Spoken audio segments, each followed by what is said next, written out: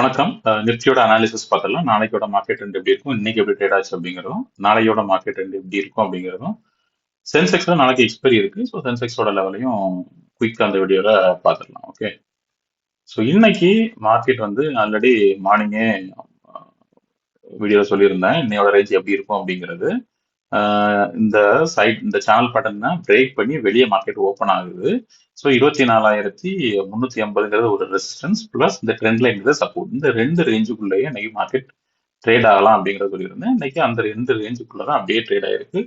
அதுவும் ஒரு என்ன சொல்றது, ஒரு நேரோ ரேஞ்சில் மார்க்கெட் சைட்வேஸ்லயே முடிஞ்சிச்சு. இந்த ரேஞ்சில் கம்ப்ளீட்டாவே இந்த பேட்டர்னுக்குள்ளேயே அப்படியே ட்ரேட் ஆகி முடிஞ்சிடுச்சு. ஓகே. ஸோ இப்போதைக்கு ஒரு கேப் அப் ஓப்பனிங், அதுக்கப்புறமா சைட்வேஸ். பட் ஸ்டில் மார்க்கெட் ஒரு சின்ன புல்லிஷ்னஸ்ல தான் இருக்கு. அப்படி இது எப்படிங்கிறதையும் பார்த்துடலாம். ஓகே, சார்ட்டுக்கு போயிடலாம். நம்ம ஏற்கனவே பார்த்தது மாதிரி நிஃப்டி இந்த சேனல் பேட்டர்ன் பிரேக் பண்ணிருக்கு அப்படிதானே. இந்த சேனல் பேட்டர்ன் 1 டேக்கு மாத்திக்கிறேன். சரி, இந்த சேனல் பேட்டர்ன் ரொம்ப நாளா இந்த சேனல் பேட்டர்னுக்குள்ளே ஸ்ட்ரக் ஆயிருந்த நிஃப்டி இன்னைக்கு வந்து கேப் அப் மூலமா இந்த சேனல் பேட்டர்னுக்கு வெளியே வந்திருக்கு. ஓகே, சேனல் பேட்டர்னுக்கு வெளியே வந்துடுச்சு. இது வந்து ஒரு புல்லிஷ் ட்ரெண்ட் ஸ்டார்ட் ஆகுறதுக்குள்ள ஒரு இண்டிகேஷன்.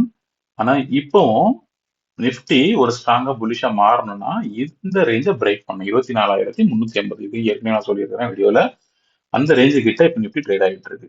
இப்ப வெளியே வந்து நிஃப்டி இந்த ரேஞ்ச் 24,350 அப்படிங்கிறத பிரேக் பண்ணிச்சுன்னா இமீடியட் டார்கெட்டா 24,770 வரைக்கும் நிஃப்டி போறதுக்கான வாய்ப்புகள் இருக்கும். இந்த பிரேக்கை ஹோல்ட் பண்ணிச்சுன்னா நம்ம அப்சைடு ஆல் டைம் ஹையை நோக்கி நிஃப்டி மூவ் ஆகுறது ஸ்டார்ட் ஆயிரும். ஓகே, இந்த ரேஞ்ச் அதுக்கு பிரேக் பண்ணணும். 34,350ங்கிற ரேஞ்ச் அதை பிரேக் பண்ணாத வரைக்கும் நிஃப்டி ஒரு சைட்வேஸ்ல என்ன ஒரு 1 ஹவர் மாத்திக்குமா. ஓகே, ஸோ இந்த ரேஞ்ச் தான். ஓகே, இந்த ரேஞ்சை பிரேக் பண்ணும். நம்ம அதனாலதான் இன்னைக்கு நிஃப்டி இந்த ரேஞ்சுக்கு மேல ஓபன் பண்ண உடனே அப்படியே கம்ப்ளீட்டா ஒரு சைட்வேஸ்ல ஸ்ட்ரேட் ஆகிட்டு இருக்கு. கீழே சப்போர்ட்டுக்கும் வரல, ரெசிஸ்டன்ஸுக்கும் மூவ் ஆகல. ஓகே, ஸோ இந்த ரேஞ்சுக்குள்ளே ட்ரேட் ஆகிட்டு இருக்கு. இப்போ நிஃப்டி இந்த ரேஞ்சுக்குள்ள இருக்கா, இந்த ரேஞ்சுக்குள்ள ட்ரேட் ஆகிட்டு இருக்கு. இது வந்து ஒரு சைட்வேஸுக்கான ரேஞ்ச். இந்த ரேஞ்சுக்குள்ள இருக்கிற வரைக்கும் பெரிய அப் ட்ரெண்டோ இல்ல டவுன் சைடோ நம்ம பார்க்க முடியாது. இந்த ரேஞ்சை விட்டு நிஃப்டி வெளியே வரணும். ஓகே, ஸோ இப்போ என்ன நடக்கலாம், இப்போ பண்ணிக்கிறேன். இப்போ நிஃப்டி இதுல நாளைக்கு இன்னொரு கேப் அப்போ இல்ல ஒரு அப் ட்ரெண்டை கொடுத்து இந்த ரேஞ்சை பிரேக் பண்ணிடுச்சுன்னா 24,350 பிரேக் பண்ணிடுச்சுன்னா இதை சப்போர்ட்டா வச்சு இதை ஹோல்ட் பண்ணி அடுத்த டார்கெட்டா 24,750 வரைக்கும் நிஃப்டி இமீடியட்டா போறதுக்கான வாய்ப்புகள் இருக்கு. ஓகே, ஒருவேளை இந்த ரேஞ்சை பிரேக் பண்ண முடியும்னா மறுபடியும் டவுன் சைடு வரும். ஆனா டவுன் சைடு வர்றதுக்கு ஃபர்ஸ்ட் நிஃப்டி இதை அப் சைட் போறதுக்கு முன்னாடி, இப்போ இங்க பிரேக் பண்ணி மேல வந்திருக்குல்ல, பிரேக் பண்ணி மேல வந்திருக்கு.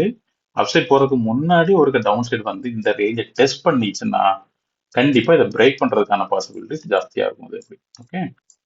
ஸோ இப்போ இமிடியேட்டாவே அப்சைட் போகாம இந்த ரேஞ்சிலே ட்ரேட் ஆகி அப்படியே டவுன் சைடு வந்து இந்த ட்ரெண்ட் லைனை மறுபடியும் டெஸ்ட் பண்ணிட்டு 24,000 டெஸ்ட் பண்ணிக்கிட்டு பவுன்ஸ் பேக் ஆச்சுன்னா மறுபடியும் அப்சைட் வரக்கூடிய நிஃப்டி கண்டிப்பா இதை பிரேக் பண்றதுக்கு பாசிபிலிட்டிஸ் ஜாஸ்தியாவே இருக்கும்.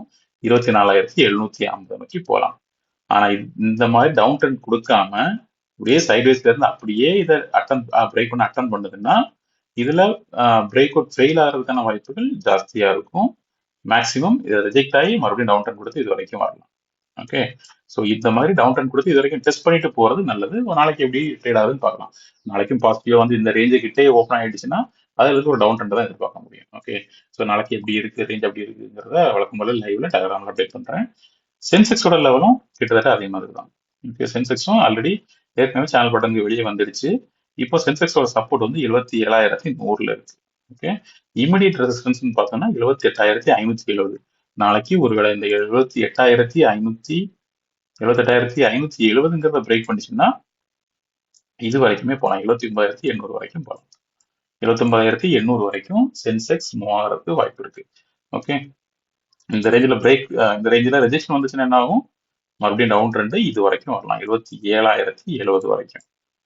ஓகே, ஸோ இந்த ரேஞ்ச் தான் நாளைக்கு சென்செக்ஸ்ல வாட்ச் பண்ண வேண்டியது. 78,500ங்கிற ரேஞ்ச். அதில் பிரேக் அவுட் ஆச்சுன்னா அப் சைடு 79,800 வரைக்கும் போகலாம். பிரேக் பண்ண முடியலன்னா டவுன் சைடு. ஓகே, ஸோ இதையும் வழக்கம் போல டெலகிராம் லைவ்ல அப்டேட் பண்ணலாம். அப்படி இருக்கும் மார்க்கெட்டு. லைவ் மார்க்கெட் அப்டேட்டுக்கு டெலகிராம் லிங்க் வந்து டிஸ்கிரிப்ஷன்ல இருக்கு, அதில் ஜாயின் பண்ணிக்கோங்க. வீடியோவை லைக் பண்ணிக்கோங்க, சேனலை சப்ஸ்கிரைப் பண்ணிக்கோங்க. உங்களோட ஃபீட்பேக் வியூ எதுவாக இருந்தாலும் கமெண்ட்ல ஷேர் பண்ணுங்க. Okay, thank you.